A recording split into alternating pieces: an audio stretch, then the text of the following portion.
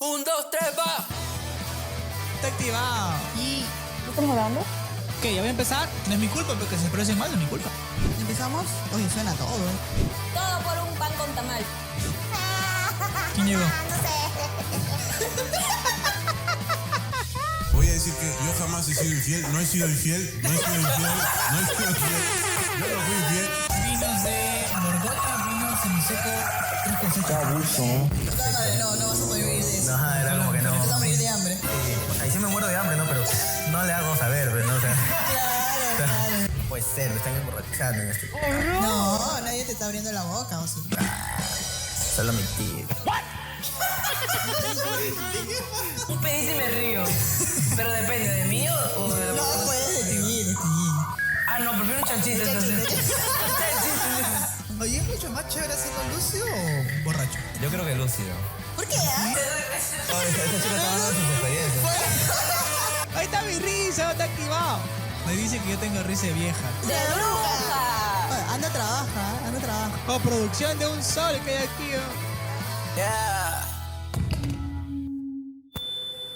¿Están grabando? Sí. ¿Empezamos? No, mutealo. 3. 2. 1.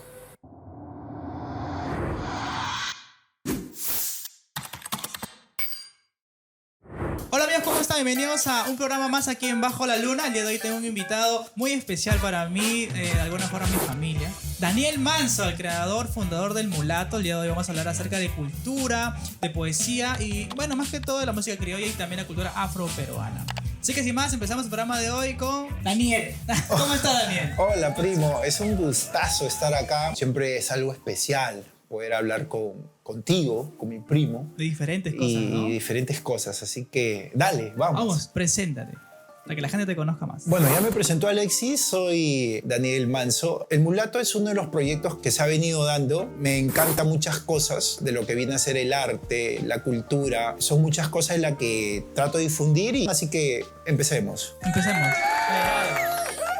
El Mulato. ¿Cómo empezó el Mulato? Mulato Restaurant. Mulato Restaurant tenía ya una exigencia. Es de familia, ya en Cañete, Santa Bárbara. Se formó en una reunión de hermanos. Mucho de lo que voy a contar es con historia para poder dar base a todo lo que yo vengo haciendo. Un febrero del 2015 estábamos en casa de mis padres en Santa Bárbara entre más o menos 5 y media de la tarde y el sol estaba ya ocultándose. Estábamos conversando y en eso vimos un paisaje hermoso en Santa Bárbara, porque hay ese paisaje hermoso en el mar. Y empezamos a conversar, mira, este momento, ¿cómo podemos denominar este momento, no? Este momento entre la noche y el día, como que ya va combinándose. Es un mulato atardecer. Y justo ya habíamos estado conversando desde temprano, porque ya se venía todo un crecimiento grande en el tema comercial en la zona, en Santa Bárbara, y veníamos hablando que nos pongamos en onda a hacer un restaurante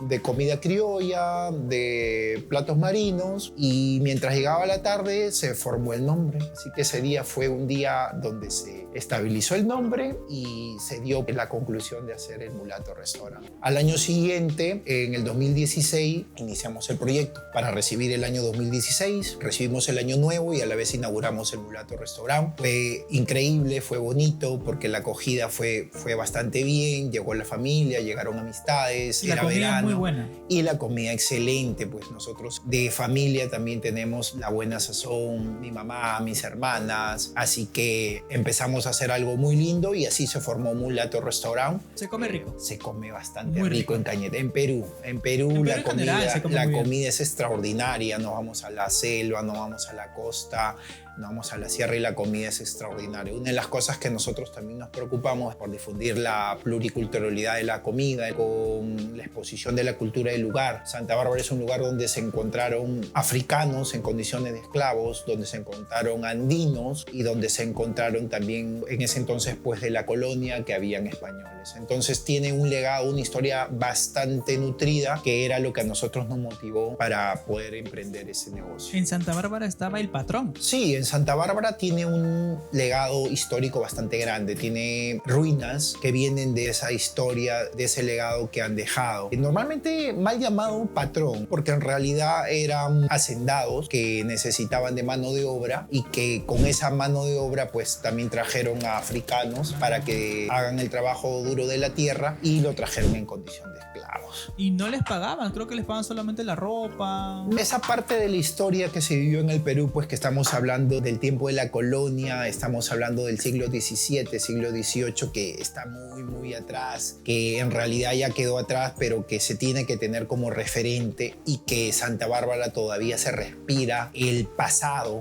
porque bueno, actualmente ya no hay esclavitud, ya no hay explotación, no hay nada de eso, hay un avance bastante bueno, pero se respira a través de lo que queda, de las ruinas. Es parte de la historia. Y es parte de la historia que es bueno siempre tenerlo presente para las nuevas generaciones que están aquí, ¿no? Que no se olvide. Que no se olvide y que conozcan de dónde vienen, que está inmerso en toda esa historia, que es importante, ¿no? En el restaurante tenías unas fotos de cómo era Santa Bárbara antiguamente, todo el valle, habían peces, los ríos. Nace Mulato con su gastronomía exquisita, pero también nace a la vez un proyecto de revalorización de la cultura e identidad. Empezamos por Santa Bárbara, hicimos una recopilación de fotos de cuando se empieza a formar todo el tema de la colonia, de las fotos antiguas, de cómo eran las ruinas que ahora están allá. Entonces hicimos una recopilación de todo. Hicimos un mural de exposición de fotografías que hasta ahora están ahí. Hemos aumentado algunas, pero empezamos de esa manera, con muchas cosas, con mucho entusiasmo, que no solamente llegue los comensales para degustar un exquisito potaje, sino que también se lleven la historia,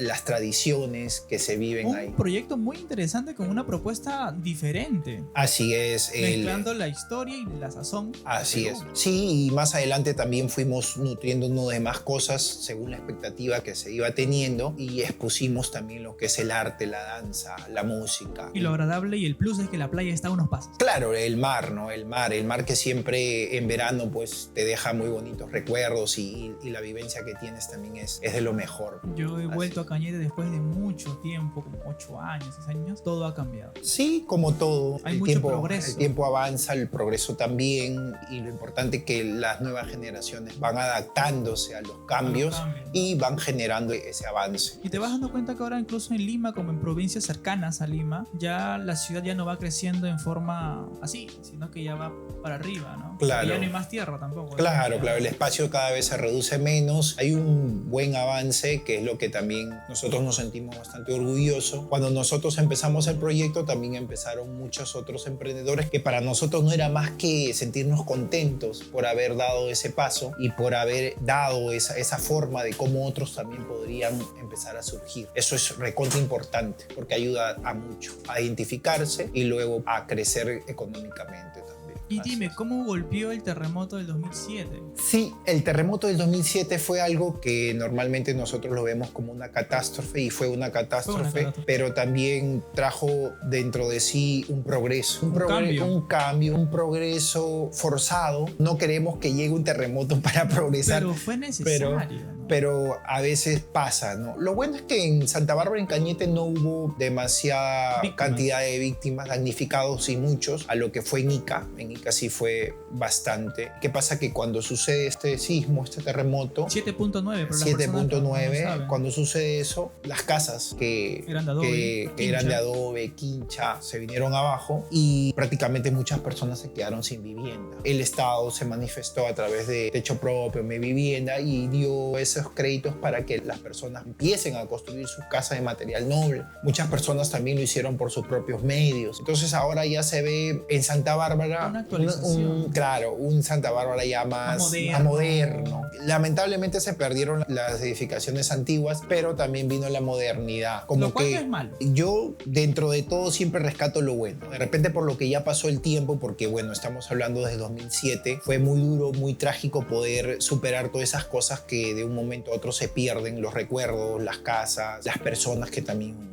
fallecieron, la historia. Pero al pasar del tiempo pues te vas dando cuenta de que no todo fue mal. Eso es lo que te puedo decir ahora. De repente me hubieses entrevistado en ese momento y pucha, hubiese sido diferente lo que yo te estoy estuviese Otro diciendo. sentir. Otra forma de poder expresar. Claro, porque Así. cambió todo. Yo te cuento una experiencia personal cuando yo fui a Cañete, ahí nomás que ya pasó el terremoto. Ya. Era como entrar a un campo de guerra. Me acuerdo que yo en el ómnibus entraba y veía desde el inicio la entrada para San Luis. Allí había casas Sí. destruidas, carreteras rotas, o sea, Así es. había desazón, habían réplicas fuertes, Sí, réplicas de seguían las 5.5, o sea, Así es. réplicas fuertes. Y las personas estaban viviendo momentáneamente en la cancha. Sí, las personas fueron instaladas en el campo de fútbol como una medida de seguridad y muchos porque también ya se quedaron pues en la intemperie, ¿no? Sus casas ya estaban totalmente Inhabitables. inhabitables. ¿Y Así ahí es. cómo pasaron para demolerlas? ¿Lo demolieron? En algunos casos lo demolieron algunos mismos.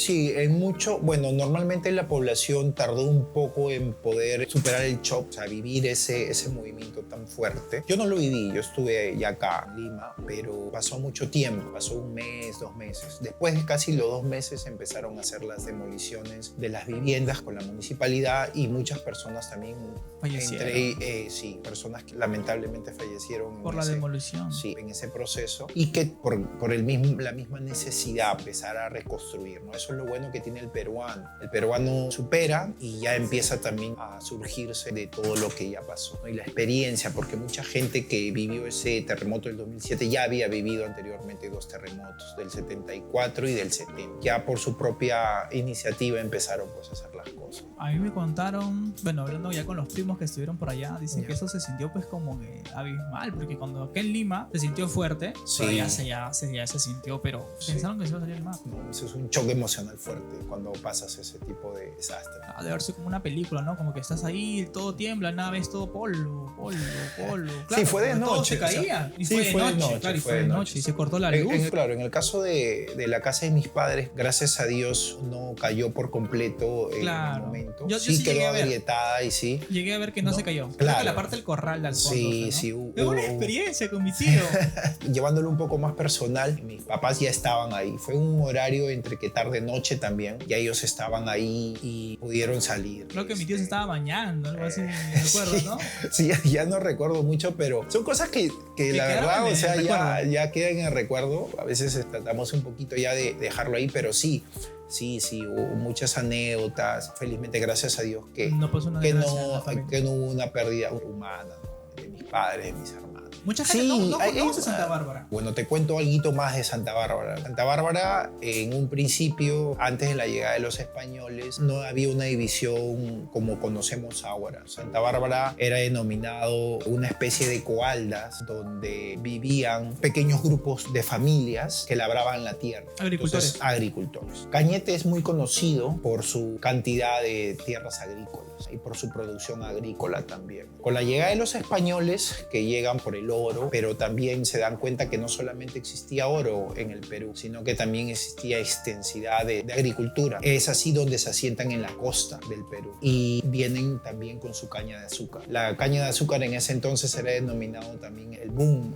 comercial, porque se sembraba la caña de azúcar en las haciendas de Cañete y se exportaban directamente por el mar a Europa. Ah, o sea, la caña de azúcar o sea, la trajeron los españoles. La caña de azúcar la traen los españoles. El azúcar la traen los españoles aquí al Perú. Lo que se produce en Cañete, ¿qué es más? El maíz, el algodón. Con la llegada de los españoles en el siglo XVII, toda la extensión agrícola era de caña de azúcar. Según ya el avance, a la actualidad ya no ves prácticamente ningún campo, a excepción del norte, donde sí puedes ver caña de azúcar todavía. Estamos hablando de Huaral, Canta. En la parte sur de Lima ya no ves plantaciones de azúcar en la actualidad, sino que ves sembríos de maíz, sembrío de camote. O Algodón también. el algodón prácticamente se extingue en Cañete, porque todavía Chincha lo siembra. En Cañete se extingue con el Tratado de Libre Comercio, porque el algodón pues empieza a abaratarse debido a ese... Por un tema de costo. Claro, por un tema de costo y producción, los agricultores dejaron de sembrar, pero sí tuvo su época. El Y nunca algodón- hicieron papa ahí. Sí, en la actualidad se siembra papa. Papa y camote. Papa, camote, yuca, son productos que se siembran en Cañete. Para terminar de contarte, pues, ¿no? El tema de cómo se asienta virreinato en Cañete y cómo se logra denominar el nombre. Entonces, cuando ya los españoles toman posesión de las tierras, necesitan personal, mano de obra para trabajar en las cañas de azúcar. Y también existía a su vez pues el tráfico de esclavos. Y este tráfico de esclavos lo traían de África. Es así como llegaron llegaron acá los primeros africanos en condiciones de esclavos. No solamente acá, porque ya se traficaba con esclavos en Panamá, se traficaba con esclavos en parte de América del Norte. Ya había un tráfico de esclavos a nivel mundial prácticamente. Entonces ya llegan acá y traen consigo la esclavitud para los trabajos forzosos, primero en las minas y luego ya en las tierras de cultivo. Y a la vez también ya empiezan a hacer las divisiones territoriales. Ya denominan a Cañete como la Villa de Santa María. Entonces ya tiene esa denominación, la Villa de Santa María de Cañete. Cañete, al igual que Lima, tiene bastantes años de fundación y es por eso, porque se funda, se considera con la fundación de los españoles. Entonces hay una historia bastante nutrida y bastante importante. Claro, que no se sabe. Que no se sabe. Mucha gente lo ignora. Sí. Y Santa Bárbara fue el centro primordial de Cañete, porque ahí se encontraba la procesadora de caña de azúcar, donde ya después de haber producido la caña, la elaboran y la envían a Europa. Entonces fue el primer centro comercial en Cañete, donde se centraba todo, ¿no? Donde todo existía y prácticamente lo denominaban como el centro. Luego que pasa un terremoto y luego el terremoto viene el tsunami, que sí hubo un tsunami en Cañete. ¿En qué año fue? El único registrado que fue en el año 1668. Mira, wow. 1668. ¿Y hasta dónde llegó? ¿Hasta San Luis? Sí, el ¿Llegó a San terremoto, Luis? mira, el terremoto fue, según lo que dice la historia, fue de casi 11 grados en la escala de Richter. O sea, sí, el terremoto del 2007 fue de 7.9 y estamos hablando de 11, o sea, fue ya prácticamente devastador. Y que después del terremoto vino pues el tsunami. El mar probablemente haya llegado hasta San Luis.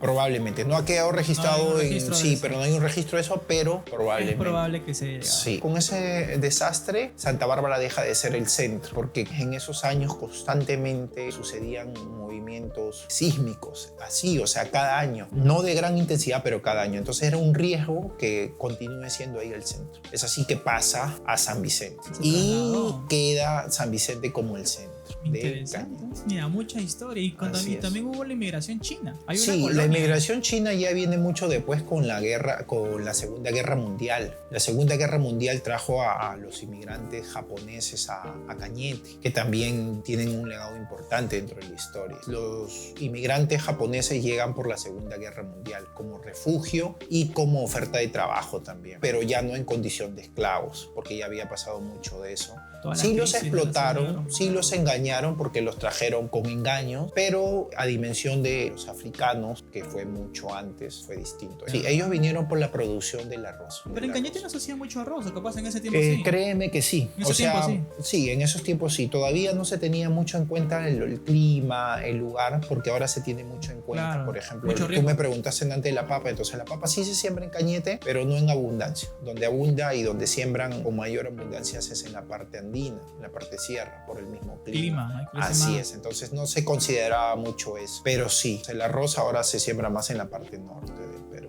pero ellos llegaron por esa producción, que ya después empezaron a iniciar emprendimientos, porque los japoneses se caracterizan Por y eso, es ¿no? por eso, por hacer negocios, por emprender. Ellos también fueron los que primero hicieron sus tiendas, sus comercios, y que hasta ahora todavía quedan muchas personas con Claro, ahora el descendencia que por ahí. menos ve una familia de asiáticos y de frente arman un negocio. Así es. Lo cual un peruano no.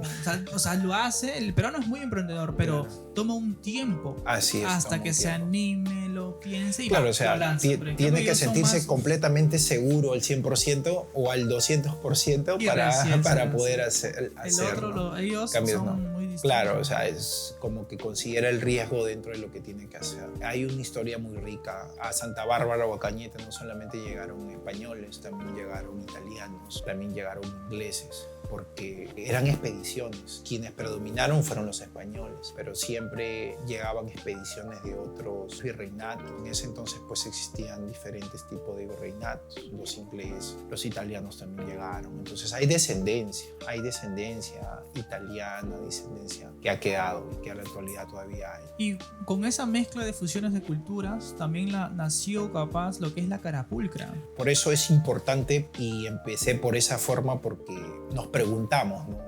La gastronomía peruana, ¿por qué tanta exquisitez? ¿Por qué es tan reconocida a nivel mundial? Y no es que sea por un factor suerte, no es que sea porque de la noche a la mañana, no. Es porque detrás de la gastronomía hay un legado de cultura y hay un legado de historia y de muchas personas que se encontraron, o de muchas culturas que se encontraron para poder dar origen a eso. La gastronomía no es que se haya originado porque se me ocurrió hacer esto, se me ocurrió hacer... No, sino es que es una fusión. De diferentes culturas. Así es. Y dentro de una fusión de eso encontramos pues a la carapulca. La carapulca es más peruana, es recontra peruana. O sea, Claro. si tiene una fusión o tiene una aportación, yo creo que el porcentaje es muy, muy bajo, pero que también se tiene que tener en cuenta. El famoso La- manchapecho. Claro, o Así sea, se le conoce. claro, sí, la carapulca con la sopa seca se fusionan y queda. Y esa fusión originó ese reconocimiento y esa exquisitez. La carapulca, que en sí es elaborada a base de papa seca, nació primero en los valles altos andinos. Los hermanos andinos del Perú ya cocinaban la carapulca, pero de una manera diferente. Y que en realidad, pues la carapulca, dentro de lo que se denomina en idioma andino, es carapuca. Ah, carapuca. Carapuca, que es un idioma andino, quechua, que significa sopa hecha a base de piedras calientes. Entonces los hermanos andinos ya elaboraban este potaje, pero ellos lo elaboraban de una manera distinta. ¿Por qué te digo la papa seca? Sin dejar de lado muchas otras formas de preparar que más adelante voy a mencionar. Pero la papa seca, ¿por qué? Porque los hermanos andinos, o en los pueblos altos andinos, hasta ahora mantienen la papa de una forma diferente para poder almacenarla por mucho tiempo. Ellos cosechan la papa y la exponen, la deshidratan y la exponen. La papa sufre una deshidratación, se seca y luego la muelen y la almacenan. O sea, de esa manera la papa no sufre una descomposición, porque si, por ejemplo, yo quiero almacenar papa para, ponte, un año y la almaceno así como está, pasa un mes y la papa sufre una descomposición. O sea, Natural. se malogra, Se malogra. natural. Pero si yo a la papa le hago un proceso, la expongo de tal forma que la papa se deshidrate de manera natural, se seca de manera natural y luego la muelo y ya la almaceno, pero ya la papa no se va a malograr, o sea, va a durar mucho más tiempo. Y así nace la carapulca. Nace con esa forma de poder conservarla. De preparación. De preparación, como la conservan hasta ahora los andinos. Ellos ya la van utilizando para su alimentación y, bueno, hacen, como dice el nombre, ¿no? Carapuca, sopa hecha a base de piedras calientes. Hacen una especie de fogón con leña donde agarran la papa seca, la ponen en una especie de olla y lo hacen como una especie de sopa. Todavía lo siguen haciendo porque son las tradiciones de los quechuas, de El los origen de el cómo origen se de cómo inició. se... A raíz de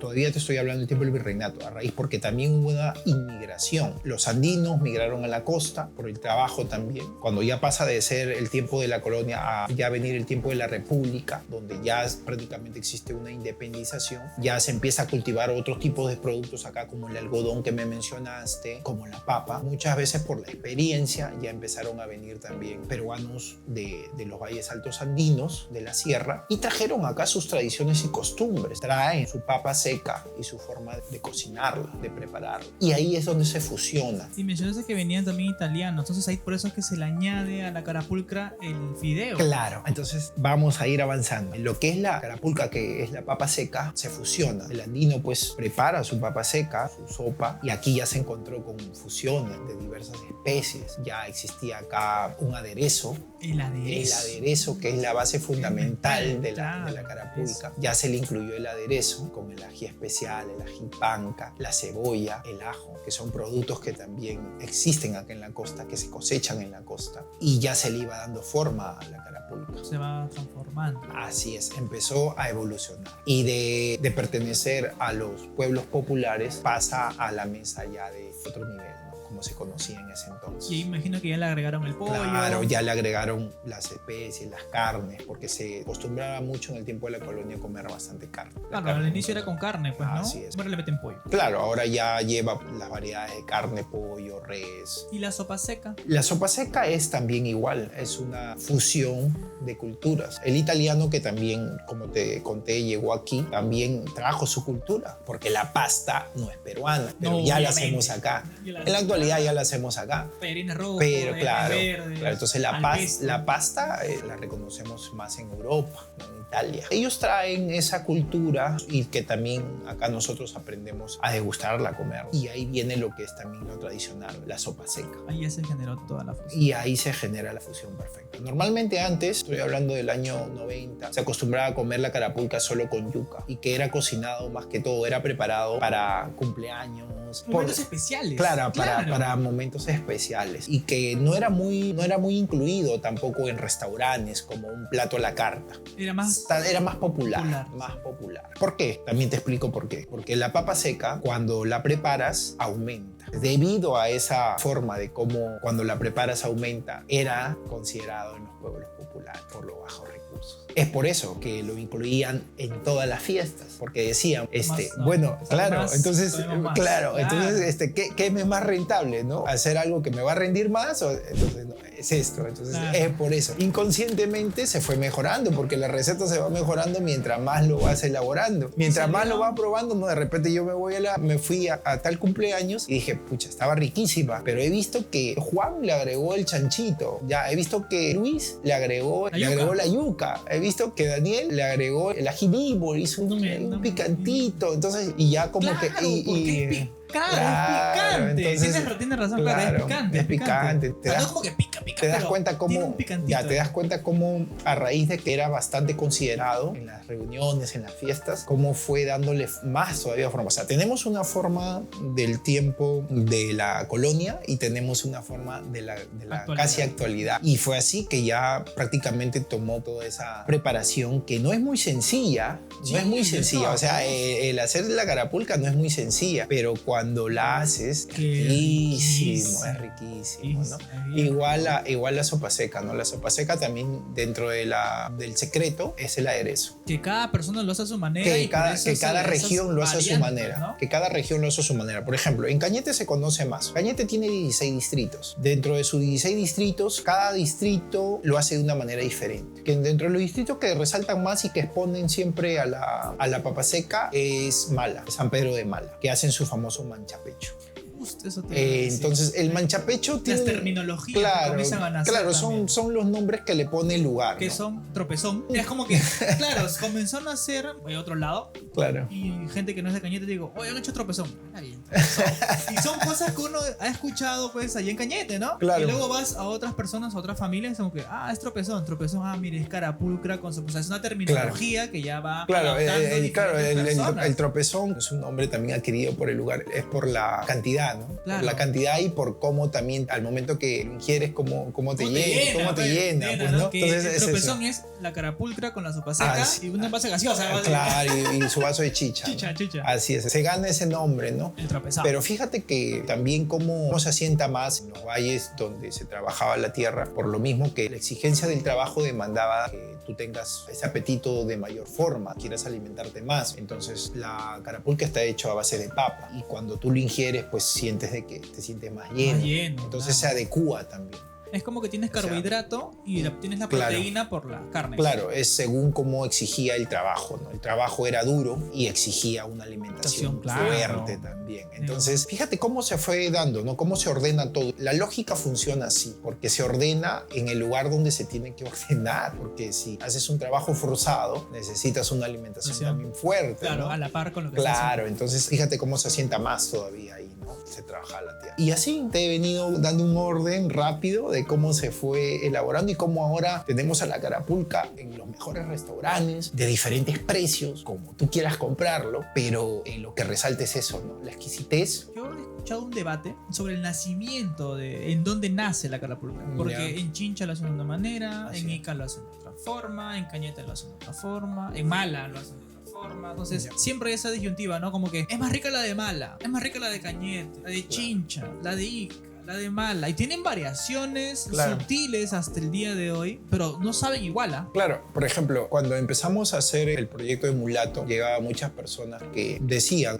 pero ¿cómo preparas tu carapulca, no? Porque de repente a algunos les interesa un poco comer lo que a ellos les gusta. No, sí, nosotros lo hacemos con papa seca, le empezaba a narrar la historia. De papa seca, ya, listo, bacán. Y también llegaban personas que decían, ¿de papa fresca? No, de papa seca. Ok, pero siempre somos respetuosos de poder darle el interés o de poder también respetar las diversas recetas que tiene cada lugar, porque como Y te dije, costumbre, claro, porque ya recetas y cuando uno se costumbres. acostumbra. Claro, entonces, ¿qué pasa? Por ejemplo, yo soy pequeño, mi mamá me preparaba a De mí. una forma- ya. Claro, mi mamá me preparaba a mí Te de repente, acostumbraste. claro, entonces te acostumbras Claro, a lo que tu de mamá, a lo que toda tu una papá. vida. Así es prácticamente Tu origen, pues. Claro, tu origen, entonces no vas a renunciar por nada a eso y más allá que también ya tu paladar queda. Y aparte que el peruano es más exigente que el americano, que el extranjero, ¿ah? Es Y muy exigente en la comida. está dentro de los genes del peruano tener ya tener ese tipo mucho de por la cosas. comida. Sí, y lo que se hace ahora con la gastronomía es primero respetar, porque cada receta es exquisita. No se desmerece. Claro, no hay un desmerecimiento de cada potaje. Es más, la preocupación está en poder entender, así como yo entiendo por qué la papa seca se asentó bastante o por qué la carapulca ha tenido bastante importancia por el trabajo que se hacía. También se empieza a ver por qué lo hacen de papa fresca y no de papa seca, o por qué hacen la sopa un poco más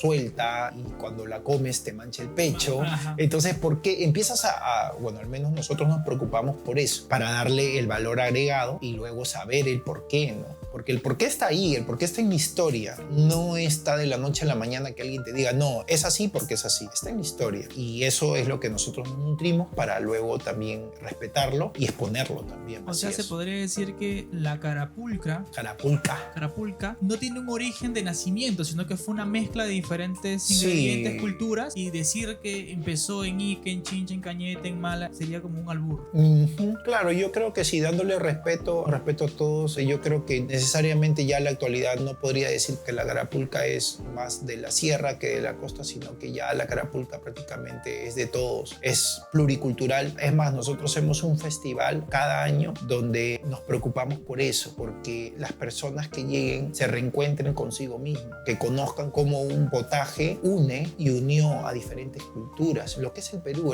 es un país pluricultural. Aquí llegaron muchas culturas, como te narré, y que ahora ya no hay, pues ahora queda ilógico decir que yo soy africano, yo soy costé, tantas cosas que la verdad, o sea, ya no se tienen que ni nombrar, porque, o sea, es impensable decir que hay... Genera una rivalidad Claro, innecesaria, entonces no, somos ya un resultado de diferentes culturas y que al contrario, somos un país tan rico en diversidad y que tenemos que tener claro eso como identidad para poder crecer, como para poder llenarnos de esa fortaleza interna y decir, pues vengo de un país tan rico en todo, entonces más bien debe ser pues algo que te Una historia permita muy crecer. similar a la del pisco. El pisco también tiene su historia. Y Cañete también tiene viñedos también. En Cañete. ¿Hay más en Mala? Sí, la uva también la trajeron los españoles para consagrar el vino. Sabemos que los españoles vinieron con la religión católica al Perú y ellos necesariamente les salía muy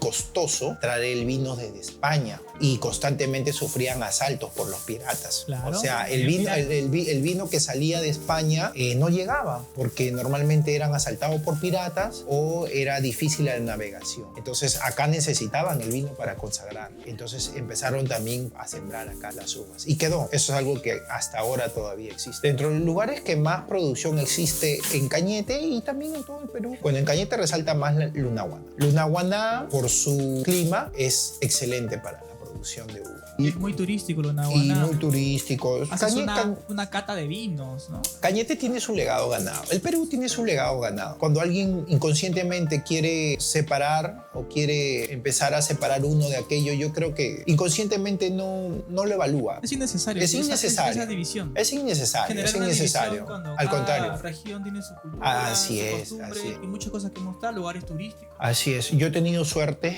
y tengo la suerte de conocer prácticamente, bueno, Perú, costa, sierra y selva, y cada lugar, cada ecorregión tiene lo suyo. No se envidia ninguno del otro y cada cosa tiene lo suyo y lo importante que es conocerlo. Y sería muy interesante que en cada cultura, cada plato típico de cada lugar, que tiene su origen y su historia al igual que la carapulca, Que la carapulca. sería también conocerlo, ¿no? Sería distinto, ¿no? Imagino, no sé, pues cómo nació, no sé, pues, alguna comida típica de allá, ¿no? Sí, fíjate que nosotros venimos con ese proyecto y ahora me alegro bastante porque hay quienes ya también incluyen esa forma de poder exponer el potaje. No simplemente te explican qué ingrediente lleva, sino que te explican cómo se originó. Entonces es más que interesante, es fabuloso poder incluir la historia, la cultura y la exquisitez del potaje. O sea, es maravilloso, es y a maravilloso. raíz de toda esta historia decidiste o impulsaste de que se haga el día de la Así es, carapulcra. sí.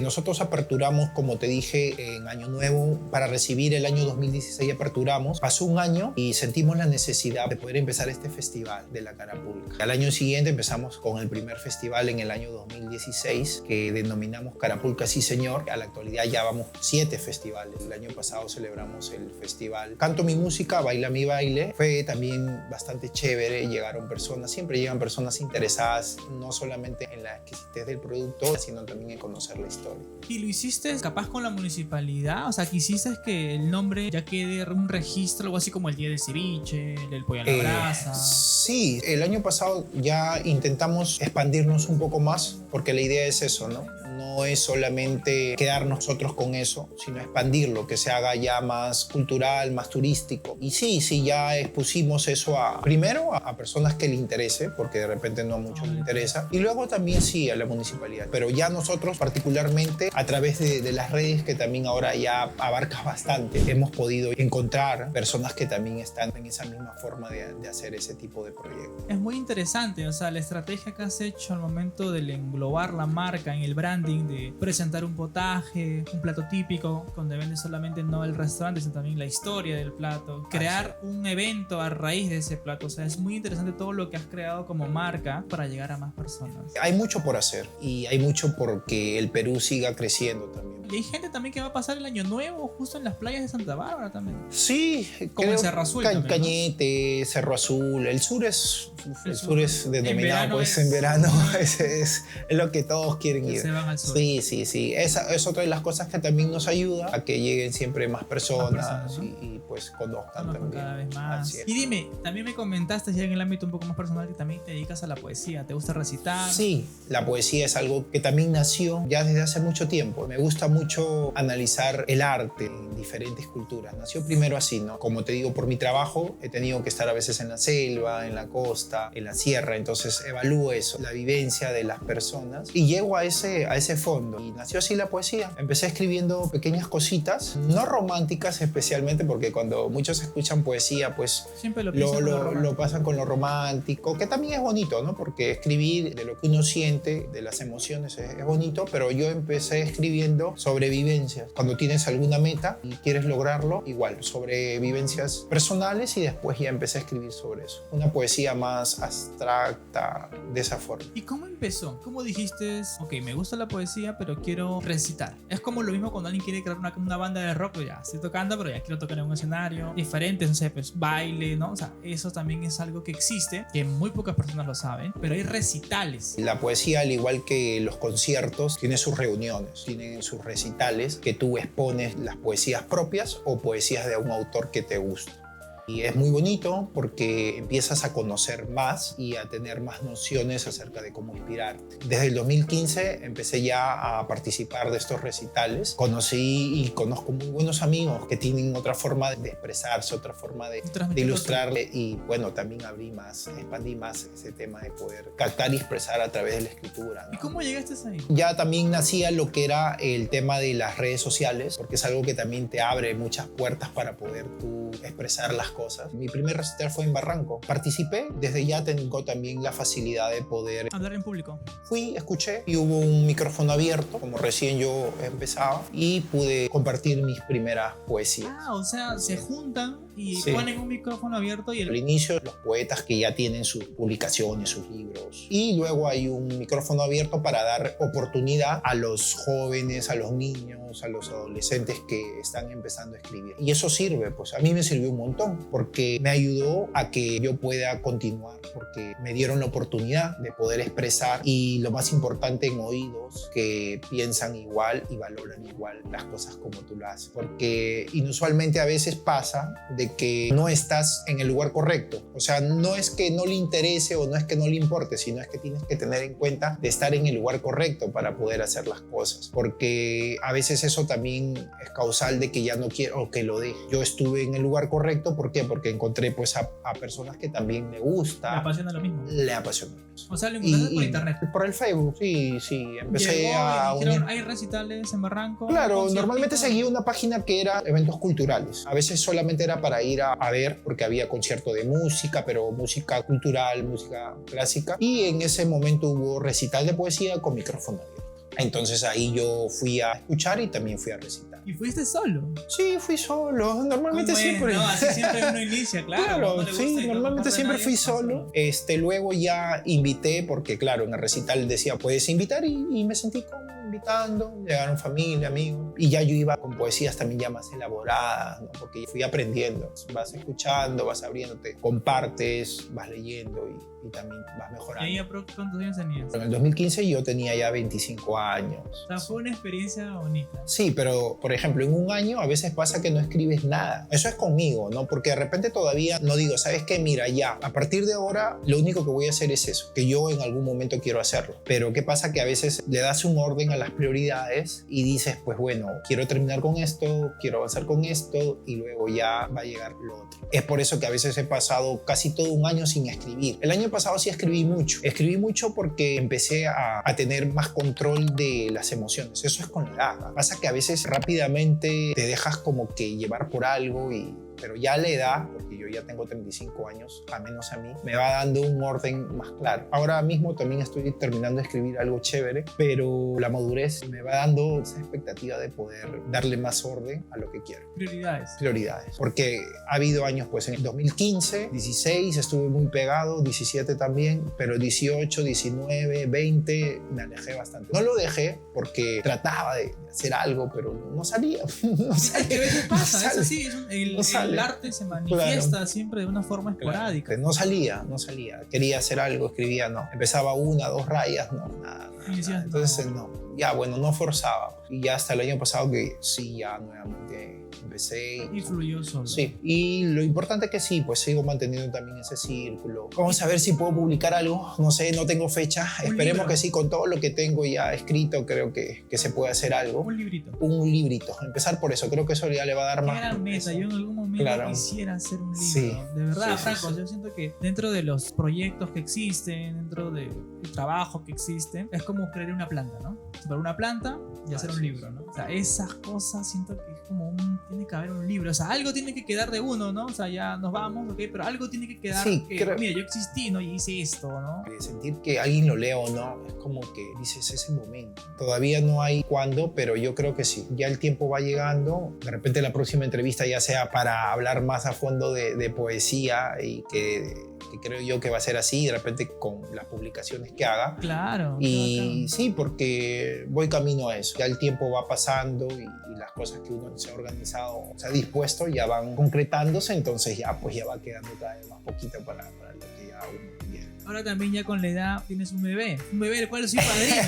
No soy muy viejo, no me quiero llamar viejo, no me quiero autodenominar viejo como muchos Pero lo es dicen. subjetivo, ¿no? Claro, es subjetivo, ¿no? Si no es que pasa que yo lo simbolizo con el tema de la madurez. No he sido inmaduro en mi adolescencia, pero ahora lo veo más fácil. Sí, ya tengo mi hijo, que se llama Matthew. Matthew nació en el 2022, ya va a cumplir 2 años. Qué rápido. Sí, y también, pucha, qué bonito. Es lo más lindo, indescriptible, como conversábamos al inicio. Y nada, creo que yo poder describir ahorita todo lo que se siente ser papá es lo más lindo. Y lo importante en los tiempos también. Sí, también, es importante. Eso yo creo que es importante. clave porque yo no creo que el Daniel con 20 años hubiera sido la felicidad, expresar la felicidad con el Daniel a los 33 años. 30 Yo creo que años. es un timing importante. Así es. Sí, yo creo, y yo también es eso, es importante, aunque muchas veces también lo es a los 20. Yo creo que cada quien se organiza, ¿no? Y planifica muchas cosas, pero sí. En el momento ideal llegó mi primer hijo y bueno, sí, en el mejor momento también. De alguna forma eso también hace que uno ya cambie la perspectiva. Ah, sí, sí, de todas maneras. Refuerza más, consolida más, valoras más las cosas que tienes. Con Créeme el tiempo que sí. te vas dando cuenta de que tu familia se comienza a convertir más en tu núcleo, o sea, le das Así es. mucho más valor a la familia, ¿no? Cosa que capaz alguien siendo un poco más joven no. Me gusta darle tiempo a todo. Claro está que hay responsabilidades que al inicio prácticamente son casi un 100%, pero inusualmente siempre me gusta poder organizarme, porque creo que la organización es básico para también poder desarrollar las otras cosas. No es como un trabajo poder empezar a vivir, ¿no?, la experiencia de ser papá, porque ya se combinan muchas cosas, se combina el amor, se combina la paciencia, se combinan muchas cosas que salen, o sea, de acá, porque ese es el sentimiento. Es muy diferente, pero que sí llegó en el momento ideal como para poder estar tranquilo,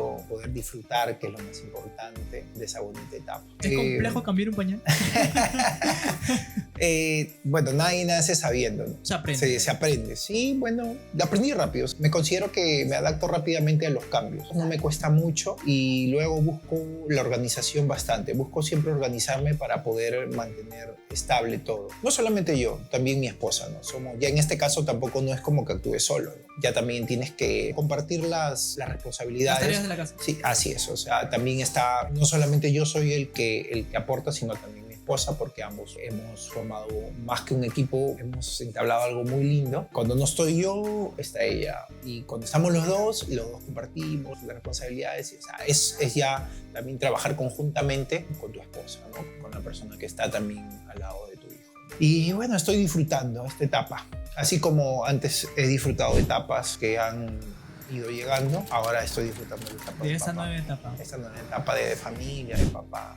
Y económicamente también. Y claro, no dejemos de lado el tema, el factor económico. Que es muy importante, porque todo va de la mano, todo es un conjunto de cosas que van de la mano. Así es, todo tiene relación, todo guarda una relación. Este video es auspiciado gracias a Hedonista, la marca que nos acompaña capítulo a capítulo en esta producción de este podcast, este humilde podcast, que es la segunda temporada, así que se vienen más episodios más, así que gracias a Hedonista, siéntete libre por auspiciar el podcast.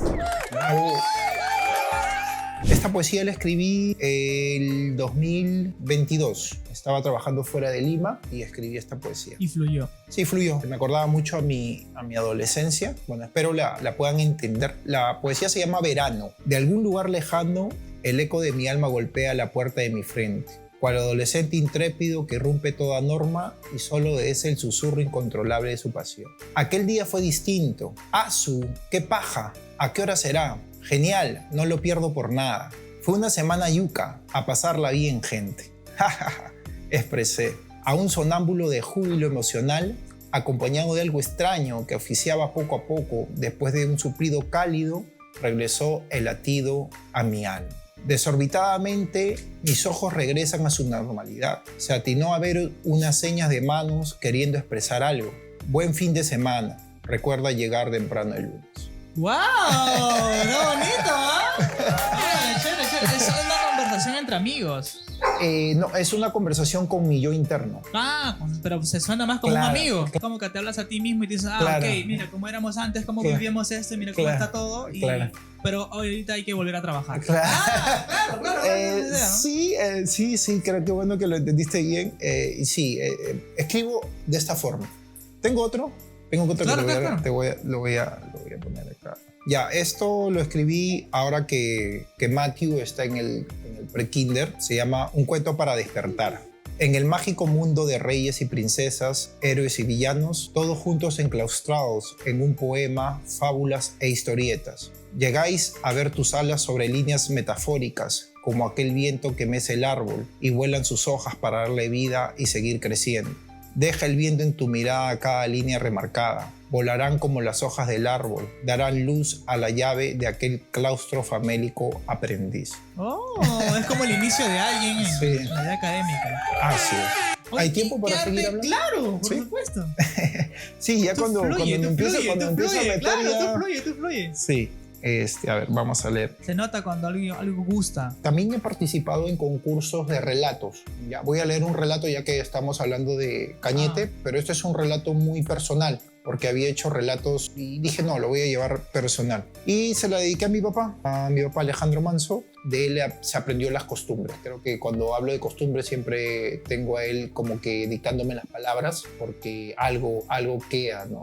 De la Claro, niñez. siempre. Entonces, esto se le dediqué a mi papá y vamos a compartirlo. Se llama Tradición de Navidad. Justo la escribí el año pasado entre noviembre y ya la terminé casi un poco antes de Navidad. Tradición de Navidad. En las tierras de cultivo que dieron por muchos siglos cosecha de caña, las mismas que nos fueron arrebatadas y para trabajarlas trajeron sin su voluntad a inmigrantes africanos en condición de esclavos, tierra bendita que vio nacer a mis ancestros, a abuelos que tenían diferentes culturas y el amor los unió aquí, en mi hermoso Valle de Cañete. Amoríos que entrelazaban música, costumbres y tradiciones, naciendo así la pluriculturalidad con un mismo idioma. Mi hermosa niñez aprendió mucho de aquellas tierras benditas de Cañete. Aún parece ayer los fines de semana, cuando mi mamá nos preparaba muy tempranito el desayuno de avena con pan francés y torreja de verduras. Ya habíamos sembrado en la chacrita, cerca de nuestra casa, muchas papas y cebollas. Mientras caminaba rumbo a la chacra de mi abuelo, apreciaba los diferentes tonos de color verde que tenían las plantas. Son una de las maravillas que siempre invito a conocer de mi querido Cañete. Después de cuidar por 9 meses la planta de algodón, esta nos regalaba su producto, que nos permitió salir adelante con esfuerzo y dedicación. Durante mucho tiempo, la siembra de algodón fue la principal actividad económica en nuestro Valle Bendito. En las tardecitas, cuando regresábamos a casa, se prendía el guanero para asar los pavos que nos había regalado del campo. No había mejor forma de acompañar la sopa de frijoles con un buen pavo asado. Había días que solo se podía comer pavo del guanero cerca al fogón. Mi recuerdo más lindo de mi niñez en Cañete es aquel momento. Al caer la tardecita en los días de invierno, se respiraba el cálido aroma de pavos sin plumas. Rápidamente sabíamos que ya estaban listos para ser retirados del guanero. Así caliente, nos sentábamos cerca del fogón del corral y con una cuchara entre soplidos empezábamos a comer nuestro pavo asado. Mi papá, muy orgulloso, nos enseñó esta exquisita tradición cañetana, que heredó de mis abuelos, bisabuelos y ellos la aprendieron de los cañetanos de antaño. Cierta ocasión, para Navidad, realizamos un compartir en el vecindario. Todos nos esmeramos por preparar nuestro mejor potaje para compartir. Desde muy temprano, preparé el guanero, seleccioné los pavos más grandes que había salido a buscar en la cosecha de camote de mi tío Héctor y muy contento y con mucho cariño compartí el pavo asado en la mesa que celebraba el nacimiento del niño Jesús. Mi vecindario, lleno de algarabía y felicidad, disfrutaba la diversidad gastronómica que existía en cada familia. El camote asado fue acompañante de diversos potajes y nadie paraba de decir: «Pásame el camote asado, por favor». Desde ese momento, así esté lejos de mi querido Cañete, siempre festejo el nacimiento del niño Jesús con mi pavo asado en la mesa. Con anticipación consigo de Cañete los camotes morados más grandes. Mientras más tiempo tengan de haber sido cosechados, mejor los expongo al sol con unos 7 días de anticipación. Preparo el guanero como mi papá me enseñó, atizo el guano de las vacas hasta que todo esté consumido y haya formado abundante brasa. Escarbo y formo un hoyo, introduzco los camotes en el centro para luego ser cubiertos con la brasa caliente. Se espera durante 45 minutos y ya está listo. Comparto esta tradición culinaria con mucho orgullo a donde quiera que vaya. Camote asado. ¡Wow! ¿Es una tradición de allá entonces eso? Sí, Nunca lo he escuchado. sí, en realidad fue escrito para un concurso de relatos de Cañete o costumbres y tradiciones. Por eso ¿Ganaste? que sí, ¿Con ese relato ganaste? sí, ocupé el tercer lugar. Pero igual lo que quería yo es reflejar eso, querer inmortalizar la tradición que tenía o que tiene mi papá de poder hacer esta forma el camote, ¿no? Es una forma de antaño que ya no se hace. ¿Es el camote frito? No, Eh, no frito, asado. asado. O sea, no lo O sancochas. sea, yo hablo de un pavo asado metafóricamente porque se acostumbra a decir a este camote que lo haces así, le dices pavo asado. Por eso lo apegué mucho a Navidad, como que el pavo, ¿no? Pero no es el pavo, pues es el camote. Es el camote el camote asado. Ese también fue un relato para concursar, que también en este relato ganó mi hermana. No gané, pero sí me hicieron una mención honrosa. Me dieron una diploma y un presente. Mi hermana fue... Verónica, mi Verónica. hermana Verónica ganó. Ella se inspiró en el primer festival de la Carapulca que hicimos nosotros. Lo hizo en prosa, lo hizo tipo rima y ganó. ganó. Sí. Oh, interesante. Sí. Yo no sabía nada de Sí, esas cosas. sí, sí. No lo conocía, interesante. A ver, Brisas del ocaso se llama este relato. Al término del año escolar, con calificaciones azules en la libreta, abría paso a la melodía de Amor y Paz, al arbolito natural de cipreses que encontrábamos en los campos cerca al mar. Era colocado en la mejor parte de la sala, decorado con regalitos y guirnaldas, todos emocionados por encontrar a María y José dentro de la caja que guardamos el año pasado. Éramos 6 hermanos, inusualmente siempre desenvolvíamos uno a la vez. Cada año queríamos hacer un nacimiento más grande. Las tardes de intenso sol iniciaban las vacaciones de verano, que muchas veces nos levantaba muy tempranito, como acostumbramos a decir en Cañete, para ganar la fresca, avanzar el despanco de maíz antes que el calor caliente la chala y haga más difícil el trabajo. Ya desde un día antes, mi madre, Dani Guapaya, había preparado el quaker. La infaltable torreja en el pan era el desayuno preferido familiar. Mi papá nos habría preparado un despancador. Había tomado medida de nuestras manos y los 6 hermanos teníamos nuestro primer regalo por haber culminado con éxito nuestros estudios. De hecho que sí, era el mejor regalo, enseñarnos a conseguir nuestros propósitos en la vida con esfuerzo y sacrificio. Había días en las vacaciones de verano que nos juntábamos la muchachada en búsqueda de misterios. En nuestro pueblo de Santa Bárbara existen muchas opciones. Una de ellas era reconocer la antigua fábrica procesadora de azúcar, que encierra historias de diversas generaciones. Existía allí una torre con una campana. Más de uno quería llegar a tocarlo. Recorríamos cada rincón de la casa hacienda esperando encontrar algo misterioso. Sabíamos de la existencia de túneles que servían de escapes en caso exista alguna amenaza en contra de los antiguos patrones. Esta historia nos las contaban los abuelos que vivieron en aquella época. Haciendo memoria, recuerdo que una de mis primeras aulas fue en aquella casona y que también se fundó allí la primera escuela 21514. Zapatillas nuevas, medias que llegaban a mitad de la rodilla. Iniciamos ahí nuestro primer día de clases. Daniela y yo descubrimos juntos un mundo distinto. Teníamos 5 años, éramos mellizos por nacimiento. El olor a guardado y antigüedad dibujó este escenario en mi mente. Mi mirada perpleja y perdida observaba fijamente el aula, que aún seguía con sillas y escritorios arrumados uno encima de otro.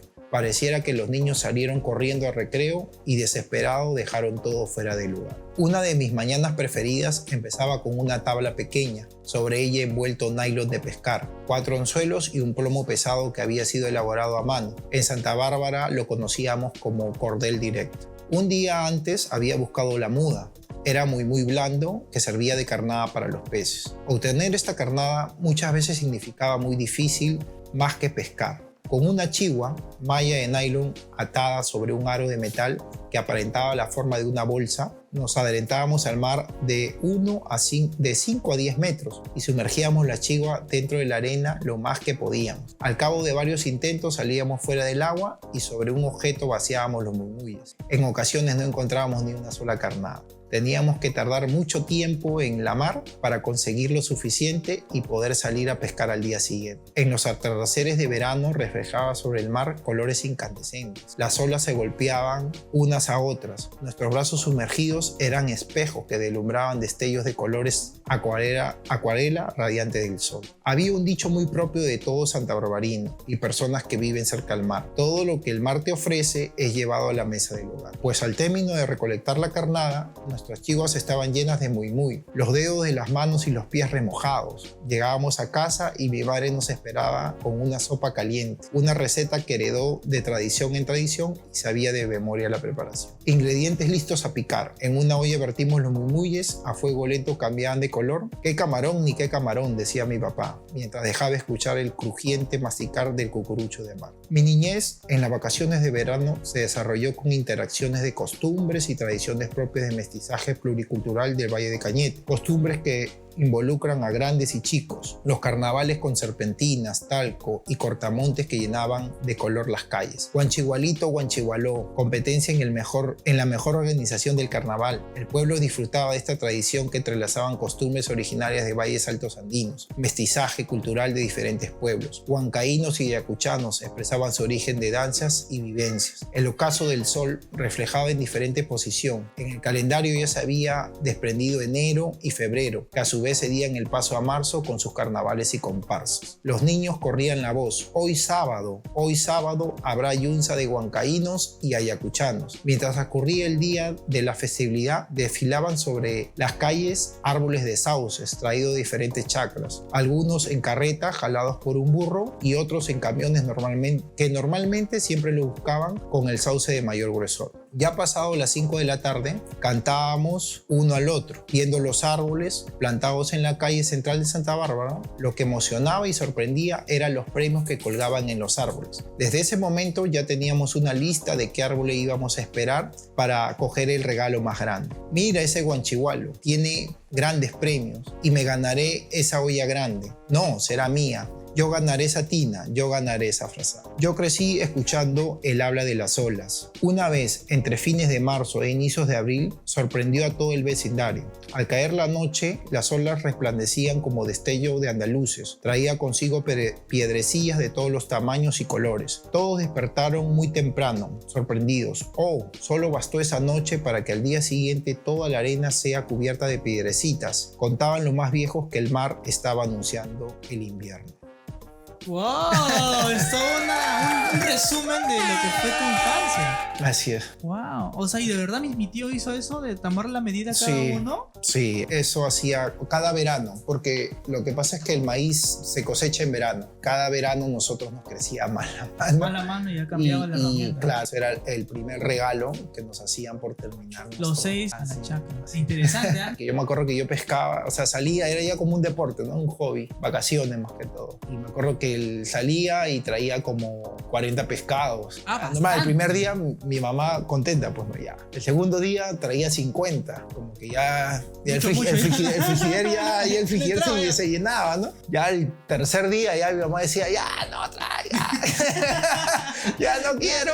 Entonces, ¿qué hacía yo? Empezaba a regalar a mi abuela, a mis tías, a una vecina. O sea, es que el pasatiempo era eso. Tú eras más artesanal. Más artesanal. No era como la caña Sí, que ya sí, bonitos recuerdos. Otra experiencia que yo recuerdo de eso cuando se estaba despancando era que el día se hacía cuando 70 sacos. Sí, el trabajo en el campo es Pero fuerte. es bien matado, 70 sacos es... Sí, yo me acuerdo de Alexi, tú llegabas a vacacionar, o sea, claro. tú llegabas allá, era vacaciones, ¿no? Y llegabas a vacacionar y nosotros, pues nuestra vacación era salir a chambear, pues, ¿no? Y yo lo veía eso como un juego, porque claro, yo estaba ajeno, todo eso. Claro, estar en contacto con la naturaleza, pues, pero ahí era mucho, pues, ¿no? Porque a mí me gustó que me tomaran una foto, porque me acuerdo que la que me cambiaba era Verónica. Ya. Ella me cambiaba y me decía, ponte esta ropa, ¿no? Ponte la ropa, ponía esto, pues yo me ponía un sombrero, y ella me miraba y se reía bastante. Yo le decía, no, ya vamos. Me acuerdo que salían a las 5 de la mañana. Sí. Entonces, como yo escuchaba eso, yo me levantaba a las 5 y decía, ya vamos. No, tú duerme todavía, no, tú tienes que ir más tarde. Ya, sí. Porque me acuerdo que Verónica se quedaba y llevaba el almuerzo. Claro, y siempre se quedaba uno. Era toda esa experiencia que yo me acuerdo que había vivido cuando tenía 6, 7 años. Y es algo que da pena porque, o sea, ahora, por ejemplo, cada vez las tierras se convierten más en cemento. El tema es que cada vez los agricultores tienen que combatir mucho con el tema de los bajos precios. A algunos ya no les es rentable dedicarse a la agricultura. Ahora lo que hacen es vender las tierras para convertirlas en cemento. Y es preocupante, ¿no? Porque me gusta mucho comer cosas saludables. Yo prefiero comer algo no procesado a algo procesado. Así que excelente, primo, me ha encantado, me has hecho poder nuevamente recordar, ¿no? Encontrarme conmigo mismo cada vez que converso y bonito. Esto es preguntas ping pong con Daniel. Ok. ¿Cocinar o recitar? Las dos juntas, voy cocinando y voy recitando. ¿Perú es un país? Pluricultural, exquisito, o Perú es todo. Completa la frase. Mi esposa siempre me dice que... Hagamos todo juntos. Siendo un emprendedor aprendí que... Hay que esforzarse y cumplir nuestras metas. Lo primero que hago al levantarme es orar. ¿Qué prefieres? ¿Una poesía o un relato? Una poesía. ¿Salsa o bachata? Salsa. ¿Qué prefieres? ¿Un pedito o un chanchito? Un pedito. Y por último, venir abajo la luna fue... Fue espectacular, magnífico.